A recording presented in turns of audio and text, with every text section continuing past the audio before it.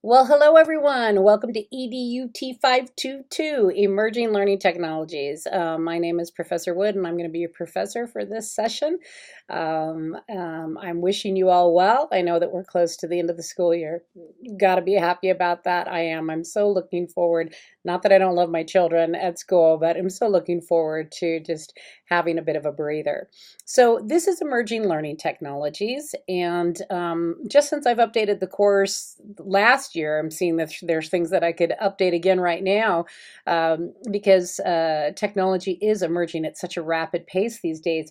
There's actually an article that I have you reading this time on self-driving cars, and I had put that up there because I'm a big fan of the HBO show Silicon Valley. And I don't know if anybody else watches it, but I get a kick out of all the tech stuff on that. And there was a really funny episode where somebody gets trapped in a self-driving car. And so I thought, at the time that people will be really interested reading about these self-driving cars. And of course, now, since then, we've had a tragedy with one in Arizona where somebody was actually, hit. So it's very interesting to think about our idea of technology and what we think the future of technology is going to be. And we're in a difficult place as educators because it's so rapidly expanding and changing that, a lot of the things that we're training kids for, we have no idea what, jobs are going to look like in 5, 10 years. So this is a very interesting class about reading and talking about technology and predicting it for the future. So this week you have some readings to do. And you have a discussion board to do. And those of you that have been in Concordia classes know how the discussion board works. Your initial response is 6 points, and your subsequent responses are 2 points each. You need to do at least 2 peer responses, and you should have your initial response posted like, Thursday midweek, and your responses back to peers on or before 11:59 p.m. on Sunday night. However, I prefer you to post your responses to peers a bit earlier than Sunday night. Of course, you would meet the requirement if you posted at 9 or 10 or 11. However, that's not really a discussion. So if you can get to post your responses to people earlier, that's nice because that kind of drives our intelligent conversation. And in these classes, we don't meet face to face. So if you look at the discussion board, you'll see that I've asked you to introduce yourself, briefly share about your lives, people you are about, animals you adore, funny or interesting facts about yourself. So a couple things about me. Obviously, I'm your professor. I'm a teacher and have been a teacher for going on almost 30 years now. You'll see cages behind me and interesting things. I have a lot of animals and we do a lot of rescues. So in that cage right there is actually a rescued squirrel. And so sometimes you'll see her eating in the background or climbing around.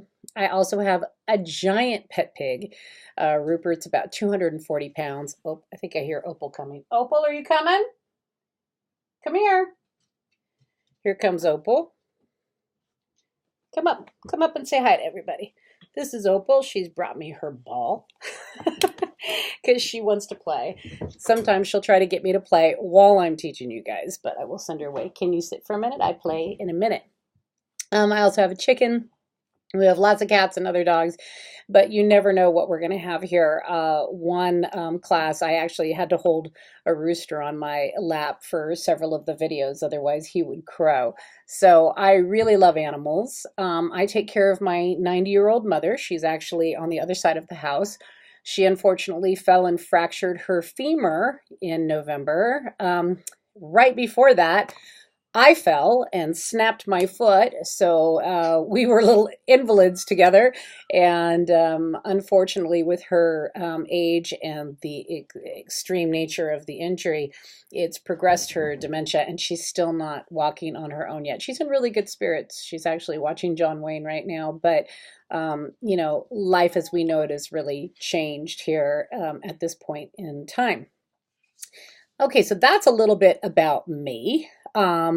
Also, I'm a musician. I was a singer-songwriter for Hollywood Records before I was a teacher and toured with all sorts of interesting people. Classroom memories. What were your worst but maybe comical technology moments while teaching? What were your best or aha moments regarding technology while you were teaching?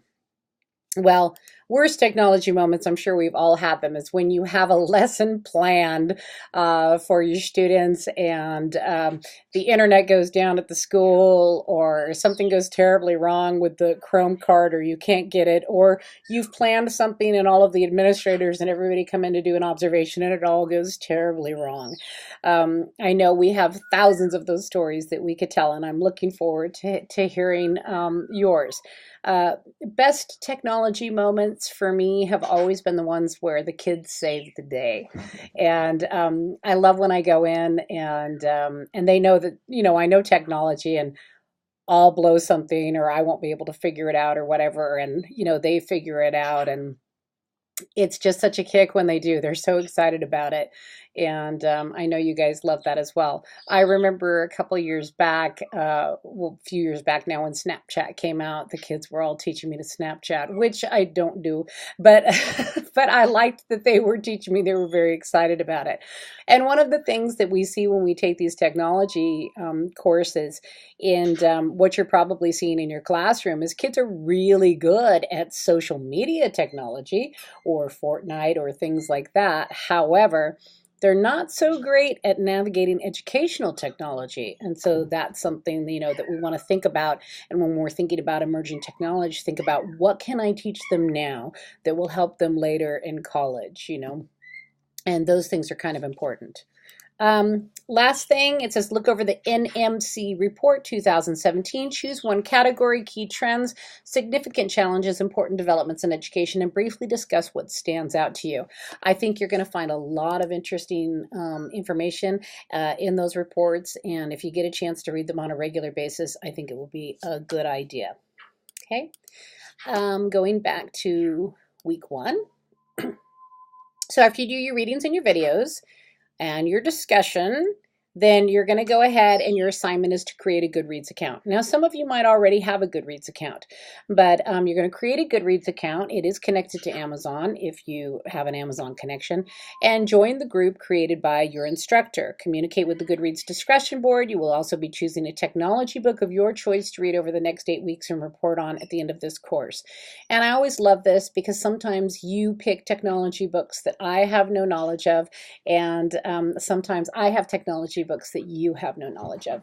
So you're going to go ahead and you're going to create that account, and remember it should be done on or before 11:59 p.m. on Sunday night. Okay. If you have any questions, please email me through the Gmail, and phone calls are hard right now, especially with teaching during the day, doing this class, taking care of my mom. So it's text or email is better. I prefer email, and I'm quite fast on it. So if you haven't heard back from me within 24 hours, something's probably up. And feel free to text me and just go, "Where are you?" But usually I'm pretty quick at checking that. So I want you to have a great week 1, and remember that this class is about you learning, and about enjoying technology as you move through your master's program. Okay. All right. Have a good week, everyone. I'll talk to you later.